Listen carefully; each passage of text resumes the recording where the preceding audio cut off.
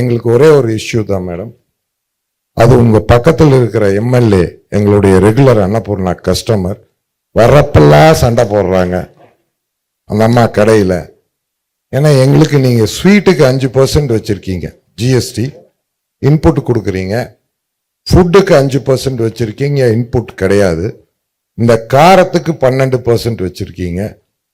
அடுத்தது பேக்கரியில் பார்த்தீங்கன்னா பிரெட்டும் பன்னும் விட்டுட்டீங்க. மீதி எல்லாத்துக்கும் அப் டு 28% வச்சிருக்கீங்க. இந்த அம்மா வர வேண்டியது ஜிலேபி சாப்பிட வேண்டியது, அடுத்தது காஃபி கொடுக்கணும், காரம் வேணுங்கிறது. காரத்துக்கு 12ன்னு சொன்னா உடனே சண்டைக்கு வர்றது. இது டெய்லி எங்களுக்கு நடக்குது பிரச்சனை. ஒரே பில்லில் ஒரு ஃபேமிலிக்கு டிஃப்ரெண்டா ஜிஎஸ்டி போட்டு கொடுக்கறது கஷ்டமா இருக்கு.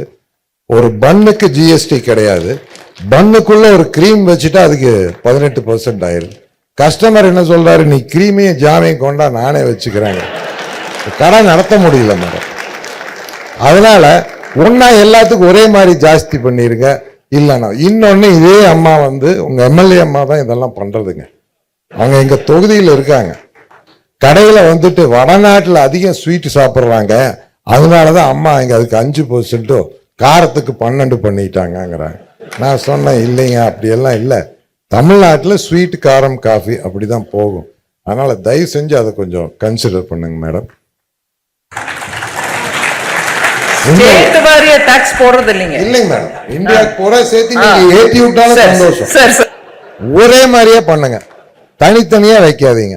ஏன்னா வீடு ஒரு ஃபேமிலி கம்ப்யூட்டரே திணறுது மேடம் பில் போடுறது.